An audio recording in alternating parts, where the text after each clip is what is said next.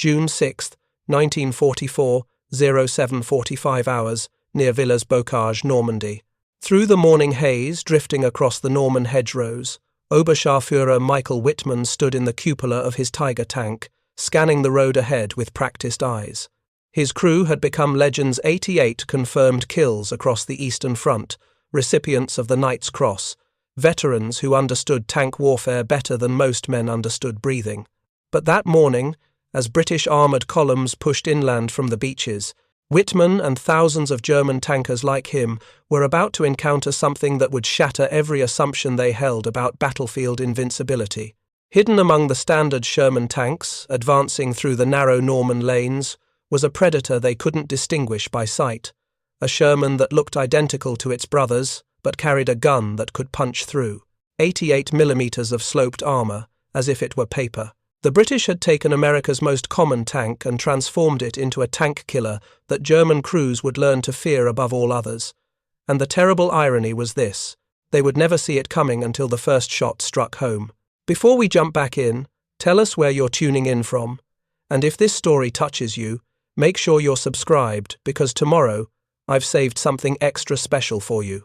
The story of how the Sherman Firefly came to exist begins not with triumph, but with catastrophic failure and the bitter recognition that British armour was hopelessly outmatched. August 19, 1942, the beaches of Dieppe became a killing ground where Canadian and British forces learned a devastating lesson about German tank superiority. The Churchill tanks that lumbered ashore that morning carried guns that could barely scratch German armour at combat ranges, while German anti-tank guns and Panzer Mark IVs systematically destroyed every British tank that made it off the beach. Of the 27 Churchills that landed, not one returned to England. The after-action reports made for grim reading. British tank guns simply couldn't penetrate German armour at any range that mattered, while German guns could destroy British tanks at will. This wasn't just a tactical defeat, it was a fundamental crisis in British armoured doctrine that demanded immediate solution. By late 1942, British tank designers faced a nightmare scenario. Intelligence reports from North Africa confirmed what Dieppe had demonstrated: German tanks, particularly the new Tiger and Panther models, possessed armour and firepower that rendered British tanks obsolete. The Churchill carried a 2-pounder gun, essentially a large-caliber rifle that bounced harmlessly off German armour. The Cromwell, Britain's newest cruiser tank, mounted a 75mm gun that matched the American Sherman but still couldn't defeat Tiger frontal armour. The Challenger tank, designed specifically as a tank destroyer, was in development but wouldn't be ready for combat until 1944 at the earliest. And even then, production numbers would be limited. British tank crews were heading toward the inevitable invasion of Europe, equipped with vehicles that couldn't hurt the enemy but could be destroyed with ease, a recipe for slaughter that kept military planners awake at night. The solution emerged from an unlikely source.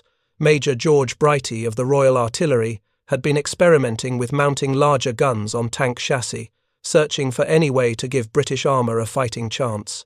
In November 1942, he proposed something that seemed almost absurdly simple: take the 17-pounder anti-tank gun, Britain's most powerful anti-tank weapon, and somehow mount it inside a Sherman tank. The idea faced immediate and fierce opposition from nearly every quarter. The 17-pounder was massive, designed to be towed by trucks and operated by 6-man crews. Its recoil forces were tremendous. The gun was nearly 3 meters long and weighed over 3,000 pounds with its mounting. Experts declared it mechanically impossible to fit such a weapon inside the Sherman's turret, which had been designed for the much smaller 75mm gun. The Ministry of Supply rejected the proposal. Tank design committees dismissed it as impractical, but Brighty persisted, driven by the knowledge that without such a weapon, British tankers would die in their hundreds when the invasion of Europe began. Lieutenant Colonel George Witheridge and his team at the Ministry of Supply took up Brighty's challenge in early 1943. They began working with a level of urgency that bypassed normal channels and ignored conventional wisdom. The engineering challenges were staggering. The 17-pounder was so long that mounting it conventionally would make the gun barrel extend far beyond Sherman's hull, creating impossible balance issues and making the tank unable to traverse obstacles or navigate through forests without the gun catching on trees. The gun's recoil would literally tear the turret apart if mounted normally. The breech mechanism was so large it would leave no room for the gun crew to operate. Every calculation suggested the project was doomed to failure, yet Witheridge's team kept working, driven by the certain knowledge that the alternative, sending British tanks into battle outgunned and outmatched, was unacceptable. The breakthrough came through a series of innovative solutions that violated every rule of conventional tank design. First, they rotated the 17-pounder's breech mechanism 90 degrees, so it recoiled horizontally instead of vertically. This created just enough space for the loader to operate, though he would have to work in a cramped position that would have been rejected as impossible in peacetime. Second, they cut away part of the turret's rear bustle and modified the gun mounting to allow the massive weapon to recoil further back than normal, using the entire turret interior as a recoil space. Third, they removed the hull gunner's position and converted that space into ammunition storage, because the 17-pounder rounds were so large that fewer could fit in standard racks. Fourth, they added a massive counterweight to the turret rear, to balance the gun's weight and prevent the turret from becoming nose-heavy. The resulting vehicle was cramped, awkward, and uncomfortable, but it worked. In February 1943, the first prototype underwent firing trials. Engineers watched nervously as the gunner loaded a 17-pounder armor-piercing round and took aim at a target tank hull. When the gun fired, the entire Sherman shook violently, the recoil forces slamming the breech mechanism backward with tremendous force. But the turret held, the mounting held, the recoil system absorbed the shock, and the target tank, positioned at 1,000 yards, had a hole punched clean through its thickest armor. The 17-pounder firing armor-piercing discarding saber rounds could penetrate 140 millimeters of armor at 1,000 yards, enough to defeat even the Tiger's frontal armor at combat ranges. The Sherman Firefly had proven its concept, and now the race began to get them into production before the invasion of Europe. Production of the Firefly began in earnest in late 1943, but the program faced constant obstacles. The British tank industry was already stretched to capacity, producing Cromwell and Churchill tanks. Sherman production was entirely American, meaning Britain depended on shipped vehicles that then required extensive modification. The conversion process was complex. Each Sherman had to be stripped down, its turret removed and modified, the gun installed and carefully balanced, and then the entire vehicle tested and retested. The first production Fireflies emerged from conversion facilities in January 1944, just 5 months before D-Day. Production rates remained painfully slow.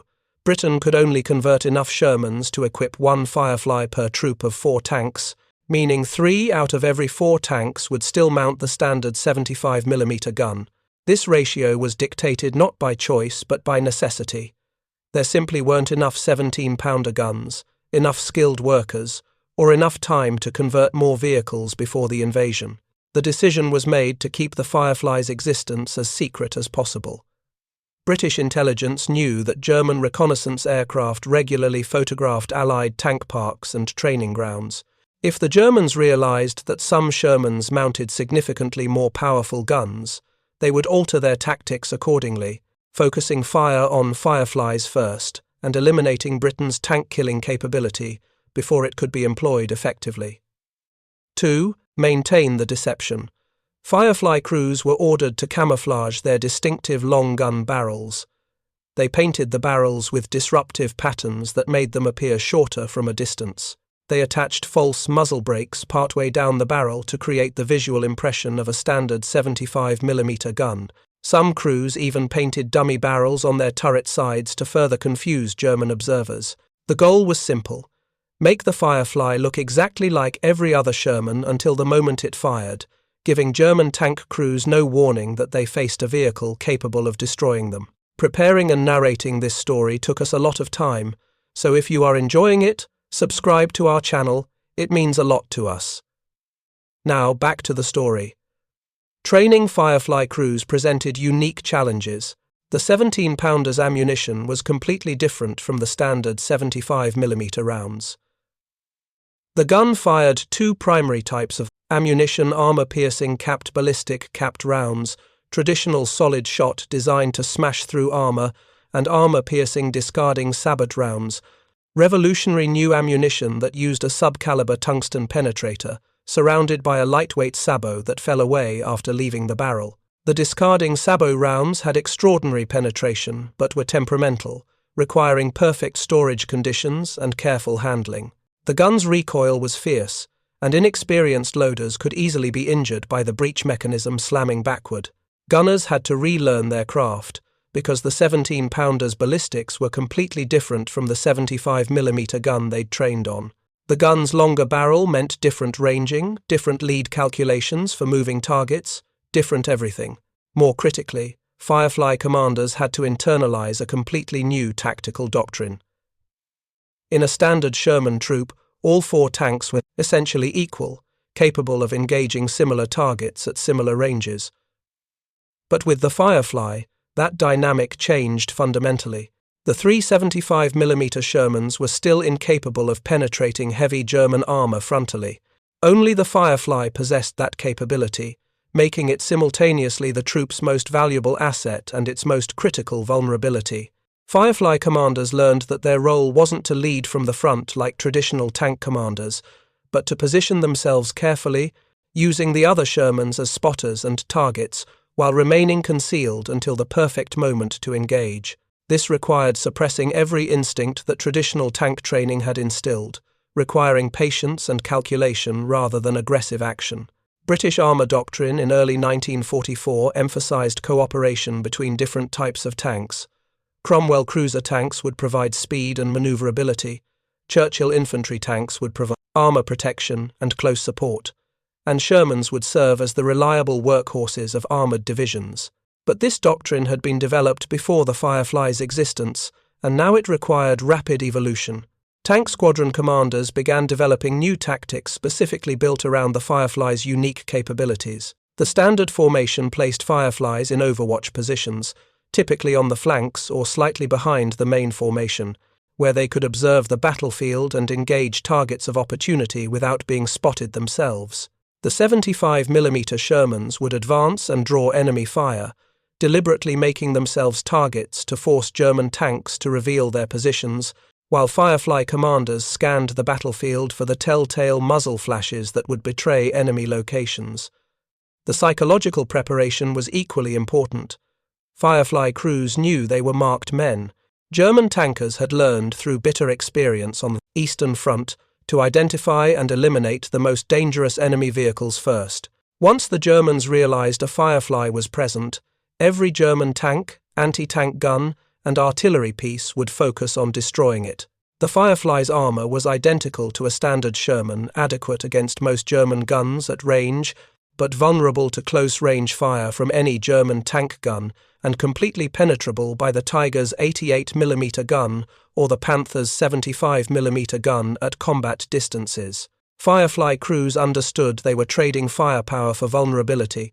They could kill German tanks, but German tanks could kill them just as easily. Survival depended entirely on not being seen, not being targeted, and shooting first with devastating accuracy. As D-Day approached, approximately 300 Fireflies had been converted and distributed among British and Canadian armoured units. This represented only a fraction of the Sherman force, roughly one Firefly for every 15 to 20 standard Shermans, but it was enough to give British armour a fighting chance against German heavy tanks. The vehicles were scattered throughout armoured regiments, with careful attention paid to ensuring that experienced crews received these precious assets. Tank regiment commanders understood they had been given a weapon that could change the dynamic of tank combat, but only if employed correctly. The standard operating procedure was clear. Fireflies were not to engage light targets or expose themselves unnecessarily. They existed for one purpose only: to kill German heavy tanks that other Allied armour couldn't touch. The first major test of the Firefly came not in the hedgerows of Normandy, but in the open killing grounds near Villers-Bocage on June 13, 1944. The British 7th Armoured Division, the famous Desert Rats, had pushed deep into the Norman countryside, advancing beyond supporting units in an attempt to exploit what appeared to be weak German resistance. Leading the advance was the 4th County of London Yeomanry, an experienced armoured regiment that included several Fireflies among its Shermans. What British intelligence didn't know was that Heavy SS Panzer Battalion 101, equipped with Tiger tanks and commanded by Germany's most successful tank ace, Michael Wittmann, and was positioned near Villers-Bocage, preparing to counterattack. At approximately 0830 hours, Wittmann's Tiger emerged from concealment and began systematically destroying the British column. In less than 5 minutes, Wittmann's tank and several supporting Tigers destroyed approximately 14 British tanks and 15 transport vehicles, creating a scene of absolute carnage. British tank crews, caught in the narrow Norman lanes with no room to manoeuvre, were slaughtered. Standard 75mm Shermans fired repeatedly at the Tigers, their rounds bouncing harmlessly off the German tank's heavy frontal armour, while Tiger guns replied with devastating precision. It was exactly the nightmare scenario that British planners had feared: heavy German tanks operating in close terrain, where Allied numerical superiority meant nothing, picking off British vehicles one by one with impunity. But among the burning Shermans, several Fireflies had survived the initial onslaught by remaining in concealed positions. As Wittmann's Tiger advanced further into Villers-Bocage, seeking more targets, it passed near a Firefly commanded by Sergeant Brummel. At a range of approximately 200 yards, Brummel's gunner fired a 17-pounder armour-piercing round directly into the Tiger's side armour. The round penetrated completely, and Wittmann's crew was forced to abandon their vehicle. For the first time in his legendary career, Wittmann had been defeated, his supposedly invincible Tiger disabled by a tank he had likely dismissed as just another Sherman until the moment it fired. Though Wittmann and his crew escaped and would continue fighting, the engagement demonstrated both the Firefly's potential and its limitations. It could kill Tigers, but only if it survived long enough to get into position and fire first. The engagement at Villers-Bocage provided brutal lessons that would shape Firefly employment for the rest of the war. First, Fireflies could not survive if they were caught in close terrain without room to maneuver or concealment to hide their distinctive gun barrels. Second, shooting first was absolutely critical. If a Tiger or Panther identified a Firefly and engaged it, the Firefly's thin armour offered no protection. Third, coordination with other tanks was essential. The 75mm Shermans served as both spotters and sacrificial targets, drawing German attention while Fireflies positioned themselves for killing shots. Fourth, Firefly commanders needed ice-cold nerves and the discipline to hold their fire until they had perfect shots, even while watching other tanks burn around them. These lessons were written in blood and burning metal across the Norman hedgerows through June and July 1944. As British and Canadian forces ground forward through Normandy, Firefly crews developed increasingly sophisticated tactics. The hedgerow terrain of Normandy, while claustrophobic and dangerous, also provided excellent concealment. Firefly commanders learned to position their vehicles at hedge corners, with only the gun barrel protruding, creating minimal visual signature while maintaining the ability to engage targets across fields. They learned to fire and immediately reverse into concealment, using the hedgerows the same way the American Hellcats used speed as a survival tool that prevented German return fire. They coordinated with infantry, who could spot enemy tanks and radio positions to Fireflies waiting in ambush. Most critically, they learned patience, sometimes waiting hours for the perfect shot rather than engaging prematurely and revealing their positions. The German response to the Firefly evolved throughout the summer of 1944. Initial encounters suggested confusion. German tank crews expected all Shermans to be equally vulnerable, and were shocked when their armour was penetrated at ranges they considered safe. Tank recognition training was updated to identify the Firefly's longer gun barrel, and German tactical doctrine was modified to emphasize identifying and destroying Fireflies before engaging other Allied tanks. German after-action reports from Normandy repeatedly mention the long-barrel Sherman, or heavy Sherman, as priority targets. By late June, German crews had learned to scan Allied formations specifically for the distinctive silhouette of the Firefly's 17-pounder gun, understanding that these particular Shermans represented mortal danger, while standard Shermans were merely dangerous. The transformation of tank warfare in Normandy accelerated through July and August 1944, as German tank crews encountered Fireflies with increasing frequency. What made the Firefly particularly devastating wasn't just its gun, it was the psychological warfare inherent in its design. German tankers had learned to recognize different Allied tanks by silhouette, associating each type with a specific threat level. Tigers and Panthers had dominated battlefields for years, their crews confident that frontal armor would protect them from most Allied weapons. Standard Shermans could be engaged at range with minimal risk. British Cromwells and Churchills posed even less threat. But the Firefly looked exactly like a standard Sherman until that critical moment when its 17-pounder gun fired, and by then it was too late. This uncertainty poisoned every engagement. Any Sherman might be the one carrying the gun that could kill them, forcing German crews to treat every Allied tank as a potential Firefly, destroying the tactical confidence that had made them so effective.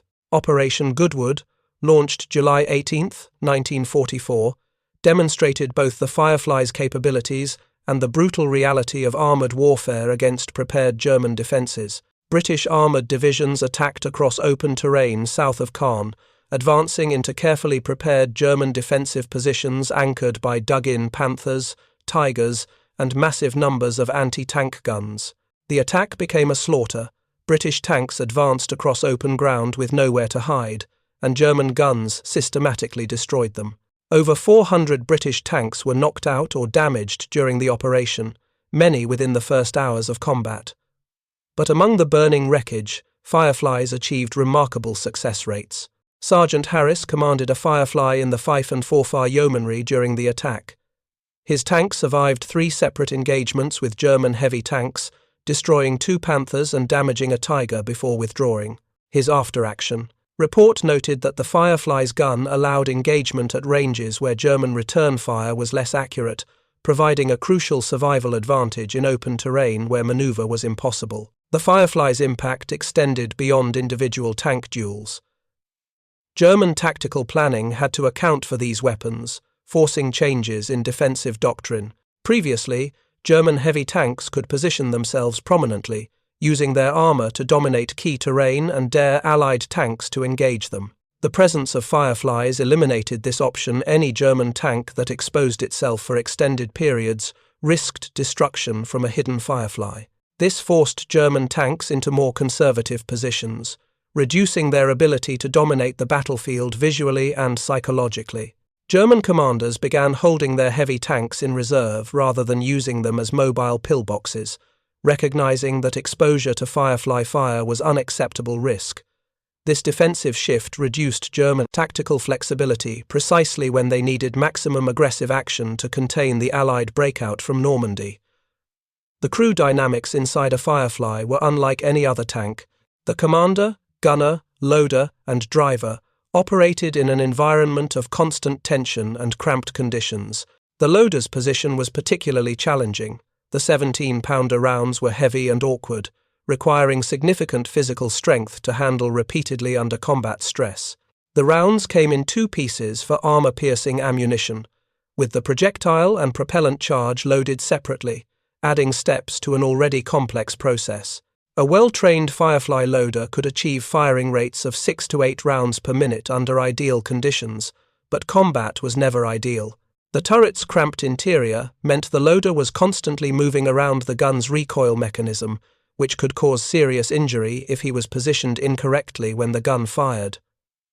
Many Firefly loaders developed bruises and contusions from working in such tight quarters, but they learned to move with practiced efficiency that came from knowing their survival depended on firing speed.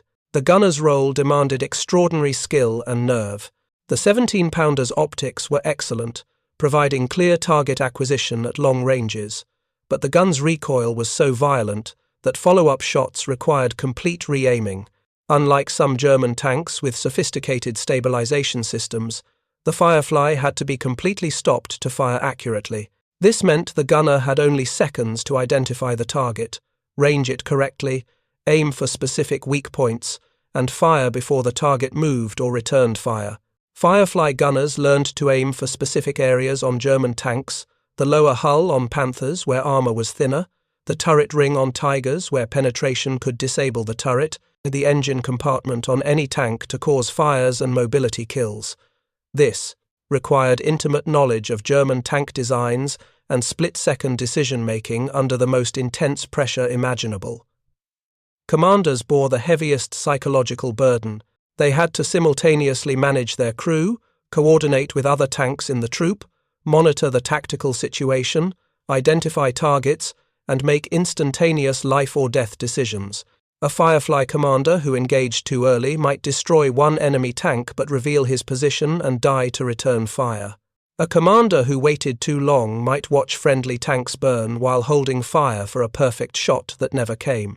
The balance between aggression and caution, between supporting the troop and preserving the Firefly's unique capability, created impossible dilemmas.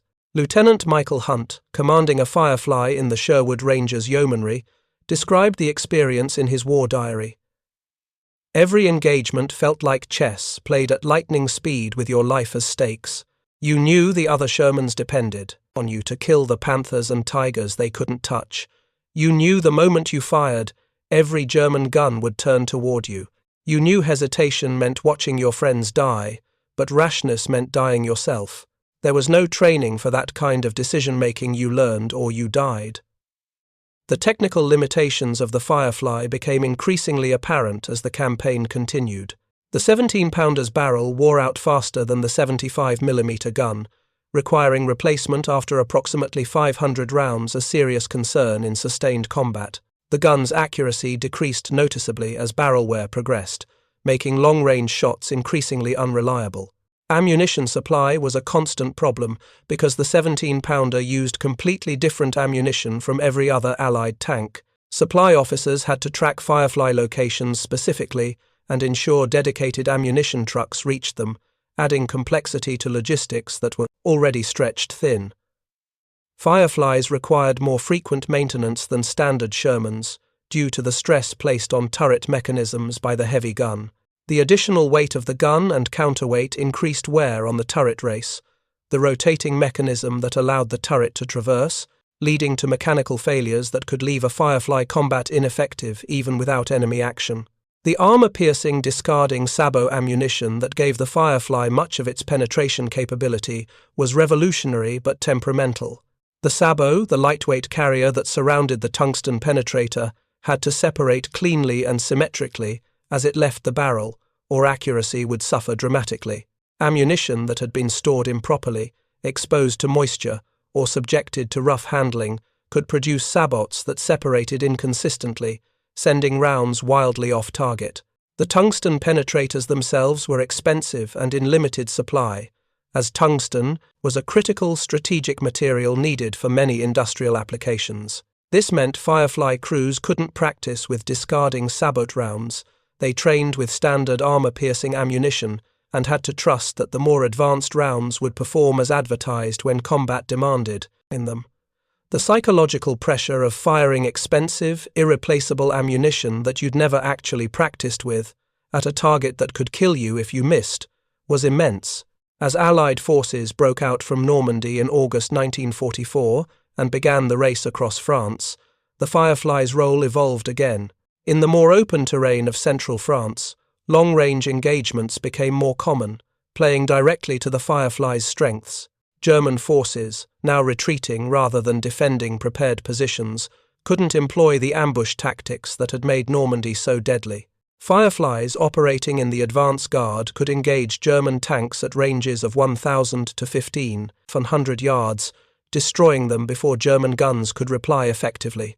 The pursuit phase of operations saw some of the highest Firefly kill-to-loss ratios of the war, as German armor caught in the open, retreating along roads, became vulnerable to exactly the kind of long-range precision fire that the 17-pounder enabled. The liberation of France brought opportunities for Firefly crews to examine destroyed German tanks closely, learning the effects of their ammunition. What they discovered reinforced the 17-pounder's lethality, but also revealed disturbing truths about tank combat. When armor-piercing rounds penetrated German tanks, they didn't just make neat holes.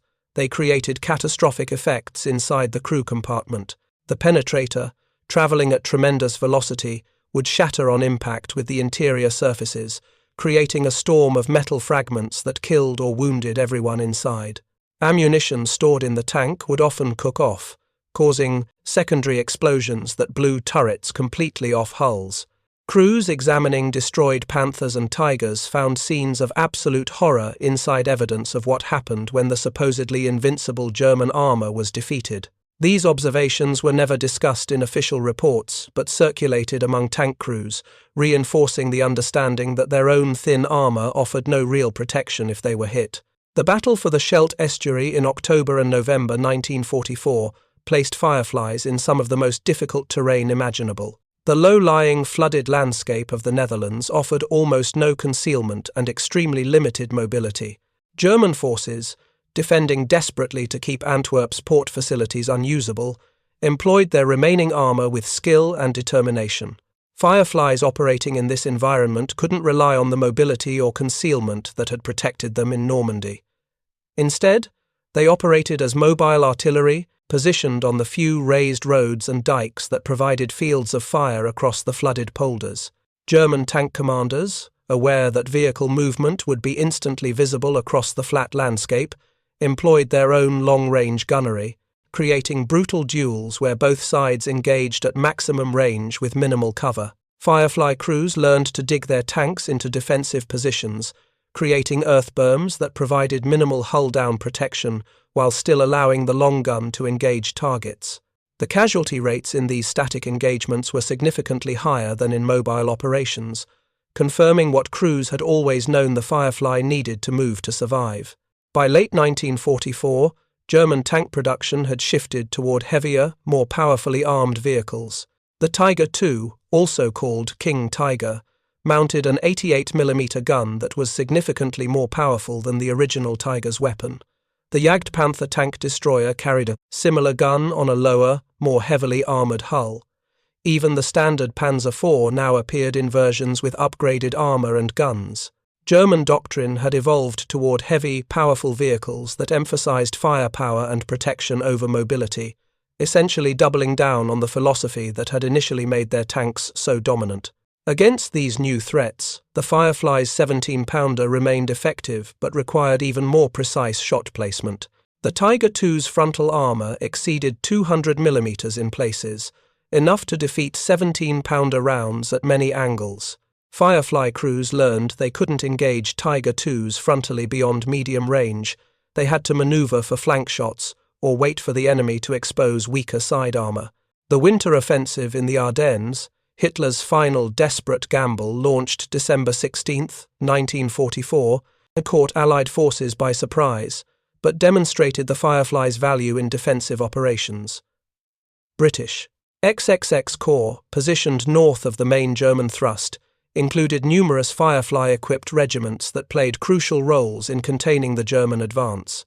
The weather conditions, heavy snow, fog, and freezing temperatures created visibility problems that negated much of the Firefly's long-range advantage, but also concealed Firefly positions from German observation. In the close-range engagements that developed as German armor pushed through the Ardennes forests, Fireflies acted as anchors for defensive positions, engaging German heavy tanks at ranges of 200 to 400 yards, where the 17-pounder could reliably penetrate even the heaviest armor. The 29th Armoured Brigade's War Diary records Fireflies destroying multiple Panthers and at least 3 Tiger IIs during the defensive battles, often firing from static positions that allowed gunners to pre-register ranges and aim points.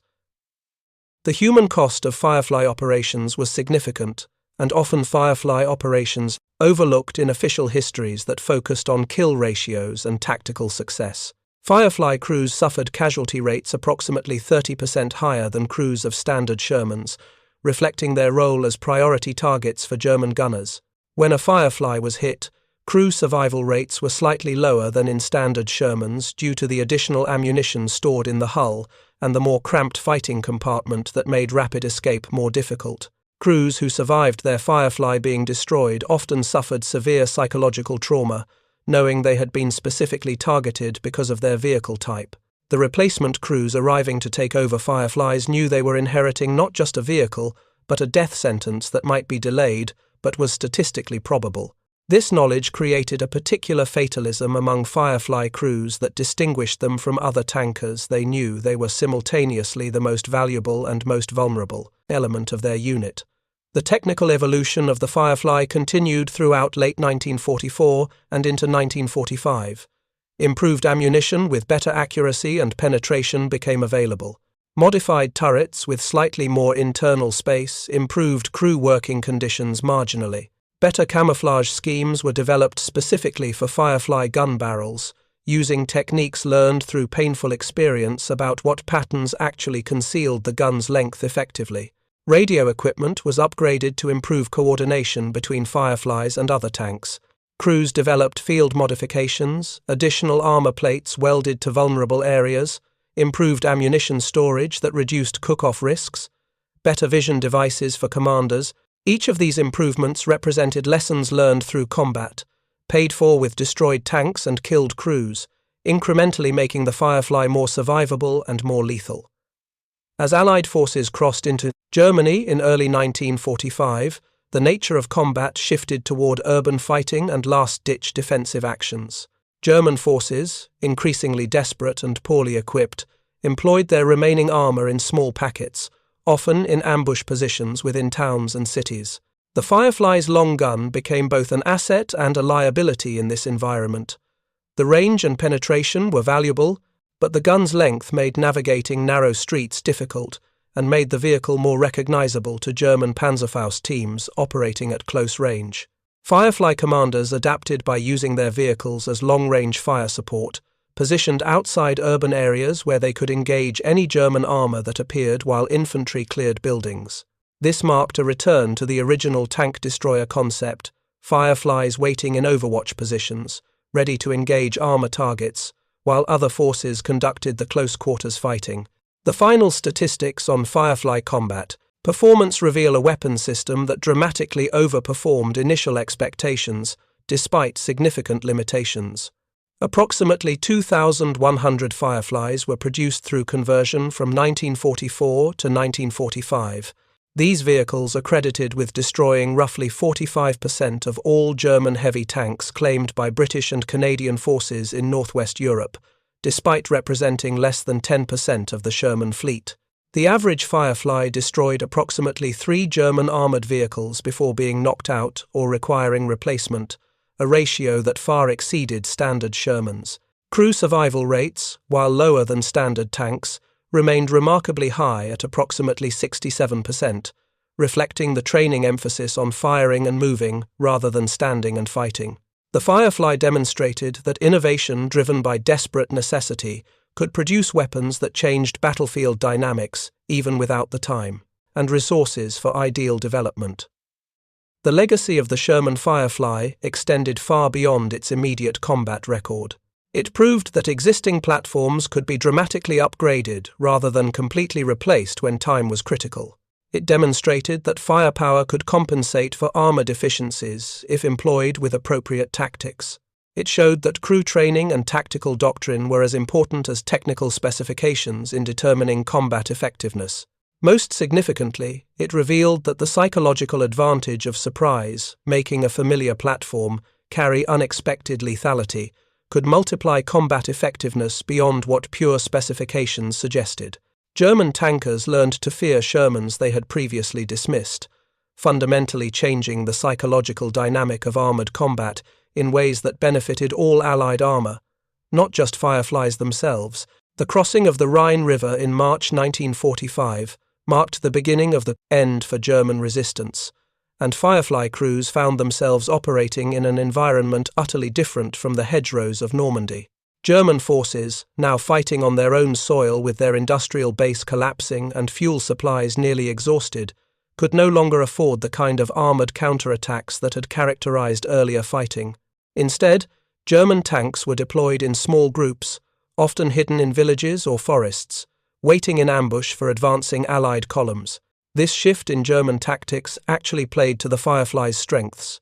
The 17-pounder's range and penetration were ideal for engaging static targets, and the reduced mobility of German forces meant Fireflies faced less risk of being outflanked or surrounded.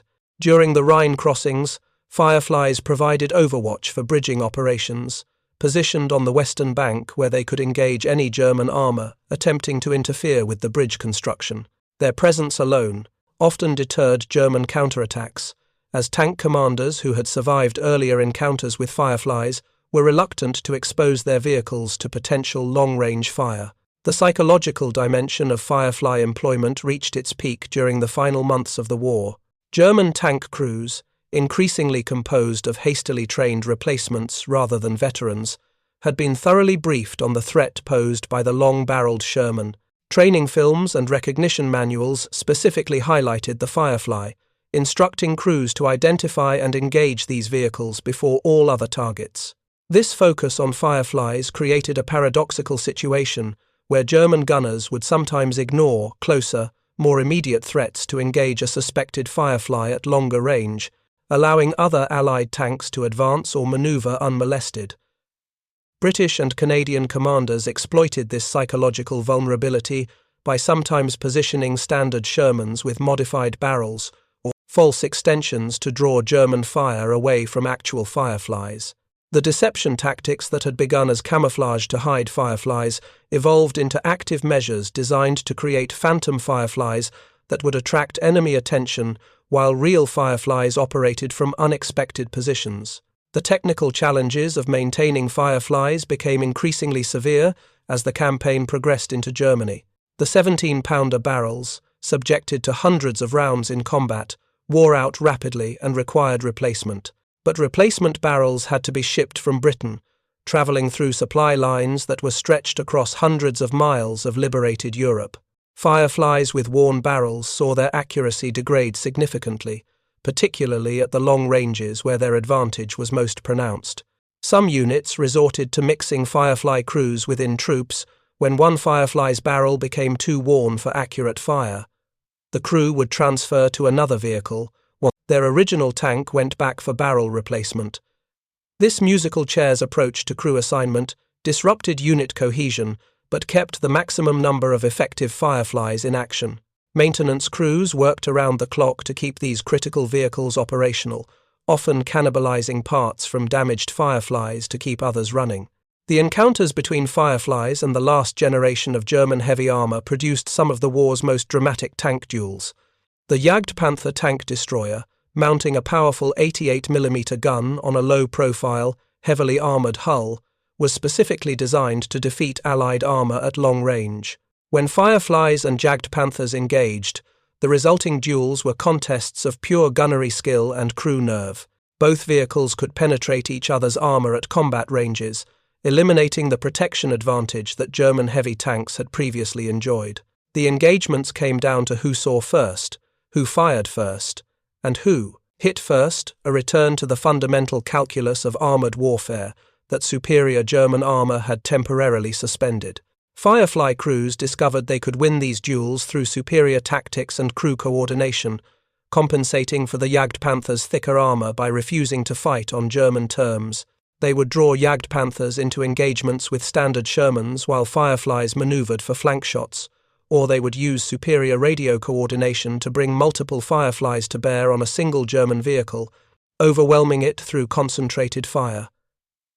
The liberation of concentration camps by Allied forces advancing through Germany brought Firefly crews face to face with the full horror of what they had been fighting against. Tank crews who had spent months focused on the tactical minutiae of armor penetration, range estimation, and fire discipline suddenly confronted the industrial-scale genocide that their victory was ending. The experience profoundly affected many Firefly veterans, providing context and meaning to the terrible risks they had endured. Sergeant James MacDonald, a Firefly commander in the 11th Armoured Division, wrote in his diary after his unit helped liberate Bergen-Belsen, "We had always known we were fighting something evil, but knowing it abstractly and seeing it with your own eyes are different things entirely. Every tank we destroyed, every German position we eliminated, every day we pushed forward, it all meant something more than tactical objectives or strategic goals. We were ending this. That knowledge made every previous risk, every lost friend, every moment of terror somehow bearable in retrospect. The final weeks of the war saw Firefly crews engaging increasingly desperate German resistance. Hitler Youth units, equipped with Panzerfausts and driven by fanatical ideology, proved surprisingly dangerous in close terrain. Old men from Volkssturm units, given rudimentary anti-tank weapons and ordered to defend their towns, created unexpected obstacles. German regular forces, now fighting with the desperation of men with nothing left to lose, employed their remaining armor with suicidal courage. In this environment, the Firefly's advantages of range and penetration mattered less than the discipline and professionalism of its crews. Engagements happened at close range, often in urban terrain where the 17-pounder's length was a liability. Firefly commanders learned to work closely with infantry, relying on foot soldiers to clear Panzerfaust teams before advancing their vehicles into built-up areas. The tactics that had worked in Normandy's hedgerows or France's open fields had to be adapted again for Germany's shattered cities and desperate defenders. The statistical analysis of Firefly performance throughout the Northwest Europe campaign reveals patterns that illuminate both the vehicle's strengths and the nature of armoured warfare more broadly. Fireflies achieved their highest kill ratios in the pursuit operations across France in August and September 1944, when German armour was caught in the open and Firefly crews could exploit their range advantage. The lowest kill ratios occurred during the static fighting in the Netherlands in autumn 1944, when both sides were largely immobile, and engagements became artillery duels between dug-in positions. Crew survival rates were highest when Fireflies operated in combined arms teams with good infantry support and effective artillery coordination, confirming that no single weapon system, regardless of capability, could dominate the battlefield alone. The data also revealed that experienced Firefly crews, those who survived their first 3 engagements, had dramatically higher success rates than newly assigned crews, highlighting the critical importance of experience and tactical learning in armoured combat. The personal accounts of Firefly crews provide insights that official records cannot capture. Lieutenant Peter Roach, commanding a Firefly in the Northamptonshire Yeomanry, described the moment his crew destroyed a Tiger II during the advance into Germany. "We had been tracking this Tiger II for nearly an hour, watching it through our optics as it repositioned between buildings. My gunner, Corporal Davies, had the shot lined up 3 times, but each time I held fire because the angle wasn't quite right. We needed a perfect shot because we knew we wouldn't get a second chance. Finally, the Tiger moved to cross a street, exposing its side armour for perhaps 5 seconds. Davies fired, and we saw the round strike just behind the front drive wheel. The Tiger stopped immediately, smoke pouring from the engine compartment. We reversed out of our position before the smoke even cleared, knowing every German gun in the area would be looking for us. Later, infantry confirmed the kill the crew had bailed out, and the vehicle was a total loss. What I remember most isn't the satisfaction of the kill, but the hour of waiting, watching that massive vehicle, knowing it could destroy us instantly if it spotted us first, forcing ourselves to be patient when every instinct screamed to either fire or flee. The technical lessons learned from Firefly operations influenced British tank design for decades after the war. The Centurion tank, which entered service just as the war ended and would go on to become one of the most successful tank designs in history, incorporated many lessons from the Firefly experience.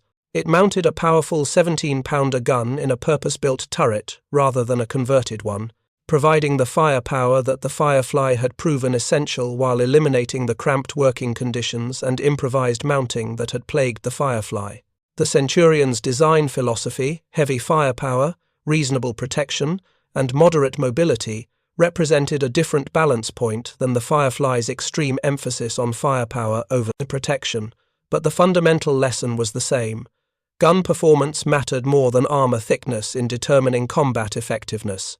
The Centurion would go on to see combat in Korea, the Middle East, and numerous other conflicts, validating the design principles that the Firefly had demonstrated under fire. The relationship between Firefly crews and the crews of standard Shermans evolved throughout the campaign in complex ways. Initially, there was sometimes resentment. Standard Sherman crews felt they were being used as bait to draw German fire, while Fireflies took the killing shots from safety. But as the fighting continued and the casualty statistics became clear, this resentment transformed into respect and then into something approaching sympathy. Standard Sherman crews realized that Firefly crews were specifically targeted, that their life expectancy was actually shorter despite their more powerful gun, and that the psychological burden of being the only tank in the troop that could kill German heavy armor was crushing. A bond developed based on mutual dependence. The Standard Shermans needed the Fireflies to kill what they couldn't, and the Fireflies needed the Standard Shermans to spot targets, provide covering fire, and sometimes simply draw enemy attention. This interdependence created a unique dynamic within British and Canadian tank troops that distinguished them from American tank units, where all Shermans were essentially equivalent.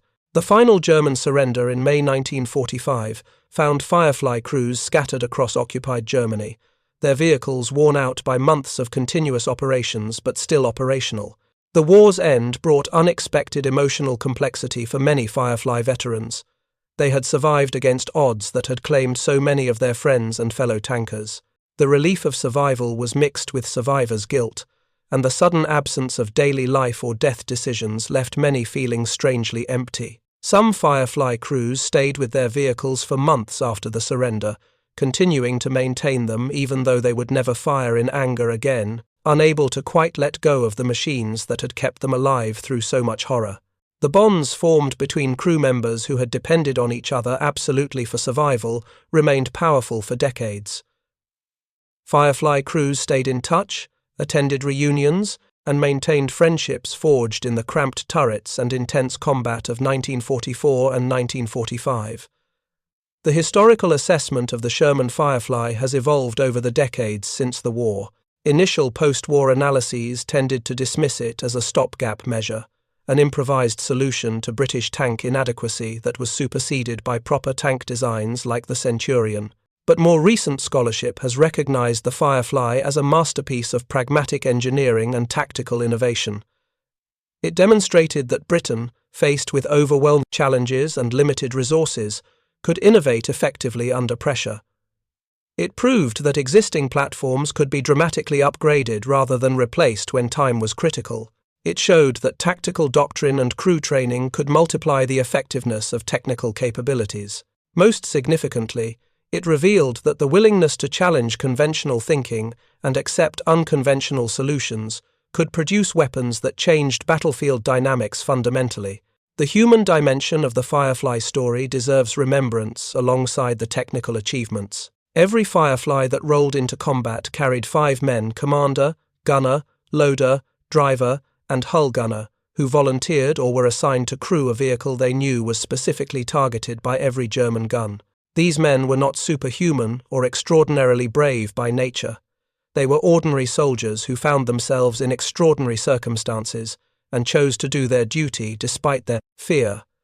The statistical casualty rates and kill ratios in official histories represent real men who lived, fought, feared, and often died in the service of defeating fascism. Their courage was not the absence of fear, but the decision to act despite fear, to climb into a thinly armoured vehicle knowing they might not climb out again, to fire at German heavy tanks knowing that return fire could kill them, to trust their training and their crewmates when every instinct urged flight.